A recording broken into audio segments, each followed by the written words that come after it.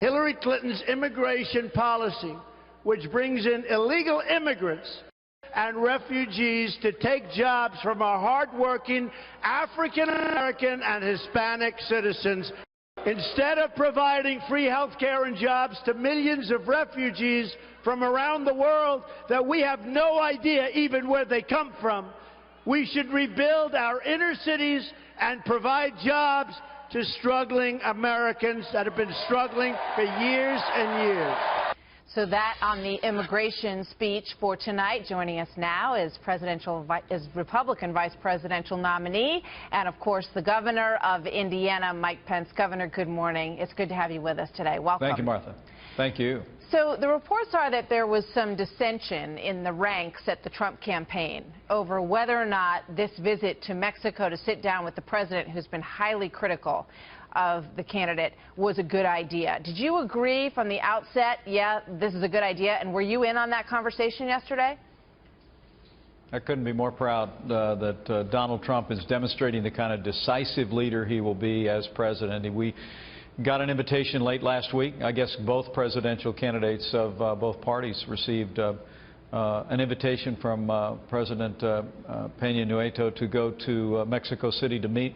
And Donald Trump, demonstrating the kind of leader that he is, said even in the midst of a time when he's about to give a historic speech on ending illegal immigration in America, he's going to drop everything. He's going to Mexico City today, and he's going to begin a dialogue with Mexico about issues that we differ on, issues that we're going to insist that they come to the table on. But also issues of common interest. You know, the president of Mexico was elected in 2012, committing himself to take on the cartels, to deal with drugs and the whole violence around the drug trade. I think Donald Trump and President Peña Nieto today are going to talk about the issues that they agree on, but we're also going to talk about, I'm sure, begin the conversation about that wall.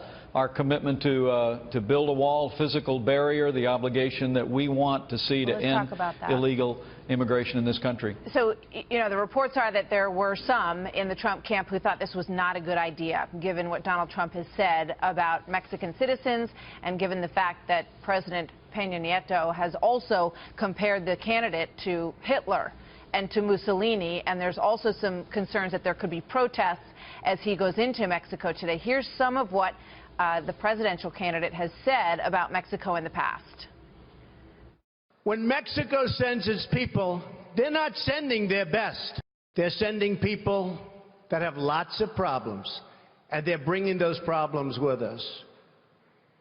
They're bringing drugs, they're bringing crime, they're rapists, and some, I assume, are good people. I'm going to stop heroin from coming into this country, and there are going to be big repercussions. And I'm going to get the government of Mexico and other governments to stop it, or they've got problems. All right, so while we were talking about this morning, we just got some brand new comments from the former president, Vicente Fox, who says he is not welcome in Mexico by 130 million people. We don't like him. We don't want him. We reject his visit, he says. And I don't understand why President Peña has offered him this opportunity. I think it's nothing more than a political stunt. Your thoughts on that, Mr. Pence? Well, I'm really glad that the current president of Mexico has a different attitude about a man who I believe will be the next president of the United States of America. But look, I think this is a great opportunity for a current world leader and a future world leader to begin to sit down and begin to establish the kind of relationship that will enable us to have a dialogue about all the issues that we're dealing with, the common issues of stopping drug trafficking, to stopping the importation of illegal drugs into this country, the human trafficking that's happening. But I also expect that Donald Trump will also make it very clear that we want to begin the process of renegotiating NAFTA and making sure trade agreements are to the benefit of the American worker. But, you know, at the end of the day, I think today is more about a relationship. I mean, what you're seeing in high relief here is not only the decisiveness of Donald Trump, but also you're seeing someone who doesn't come from a background in politics where I guess Hillary Clinton is still processing whether or not she's going to go or when she's going to go. Donald Trump gets an invitation to sit down with our neighbor to the south. He makes a decision to go, to sit down, because he understands that all negotiations begin with relationships. And that's what's going to begin today. And I expect in 69 days, when Donald Trump's elected president of the United States, these two men are going to have a better opportunity very quickly to move both of our nations forward toward law and order, ending the drug trade, and in the United States, ending the flood of illegal immigration that is harming our economy, and frankly, it has brought violence to the streets and tragedy to too many American families. I understand your perspective on that. You know, in terms of decisiveness, and clearly, I think this is a move that will make many people say that it's presidential to go, to open the discussion, to sit down and to start talking with the Mexican president, who, as you point out rightly so, is the current sitting Mexican president, and I don't know how much credence people will give to the former president and his comments. But in terms of decisiveness, he's been criticized about his stance on immigration. Give us some insight into what we're going to hear tonight, because it sounds like he has to stick with the wall building, even if that wall takes a somewhat electronic form or a natural form in some sections of that wall. The area that it feels like he is seeing some compromise, apparently, is the 11 million, how you divide them up and where you start with those people. Give us your thoughts on what we're going to hear tonight on that. Well, I want to let his address tonight in Arizona speak for itself. I'll be joining him at that forum, Martha. But I think you should get ready for more of the same principles that Donald Trump put the issue of illegal immigration at the very center of the national debate now more than a year ago are going to be articulated again today. He's going to lay out a firm commitment to border security, to internal enforcement, to ending sanctuary cities. And I think what's interesting about this meeting with the president of Mexico today is that we have a saying in Indiana that good fences make good neighbors. And so making sure that we have a wall, making sure that we have a secure border is actually the beginning of a more honest and more successful relationship with our neighbor to the south. But I think your viewers should anticipate tonight a strong speech, a speech that is committed to ending illegal immigration.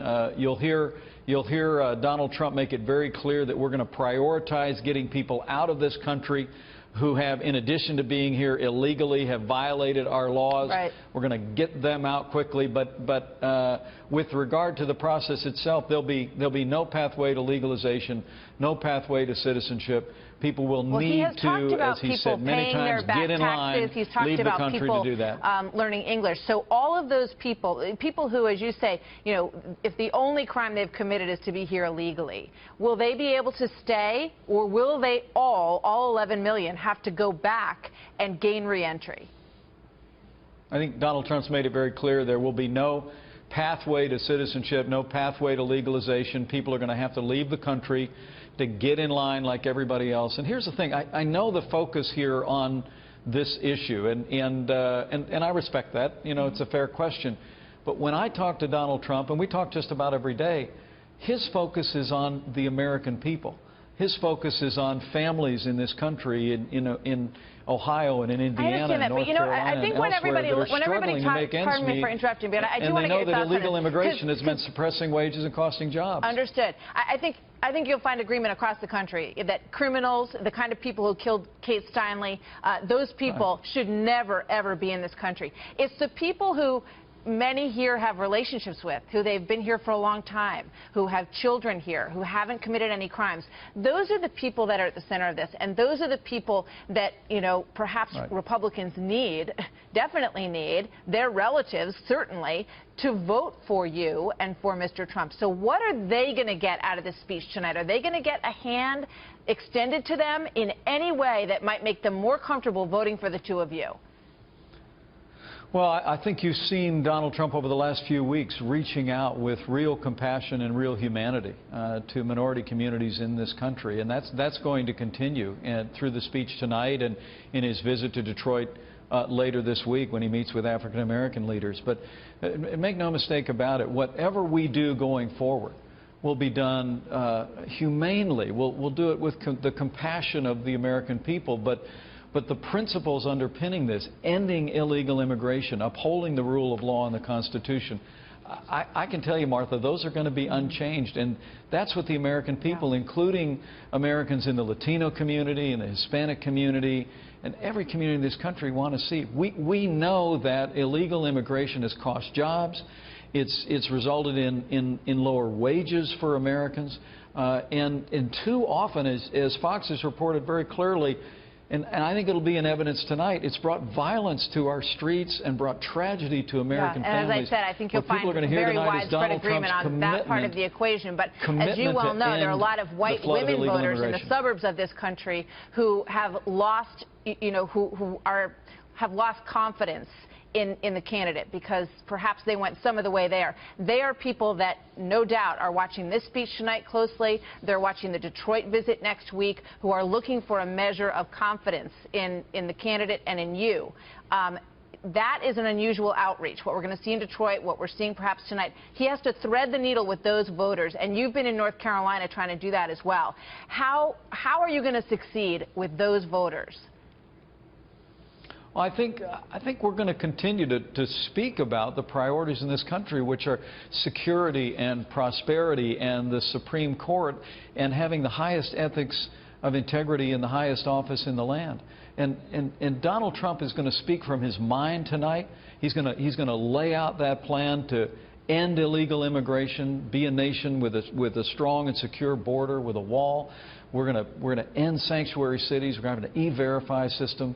But I'm very confident that you're also going to hear the compassion that Donald Trump has for families in this country, the deep compassion he has for Latino and Hispanic and African American families who too often have themselves, along with other Americans, been paying the price of illegal immigration in this country, both in lost jobs, opportunities, lower wages, and too often heartbreaking violence that's cost American lives. I think the American people want to see a leader who will take a strong stand, stop. We've been talking for 25 years about dealing with illegal immigration. Donald Trump has made it clear he's going to make a priority of our administration. We're going to move our nation forward. We're going to end the flood of illegal immigration. And we're also going to reflect the compassion and the humanity of the American people when we get that done. It'll be a very interesting day between this historic Mexico visit and this historic speech that you talk about tonight. Governor Pence, thank you very much for being with us. We'll see you soon, we hope.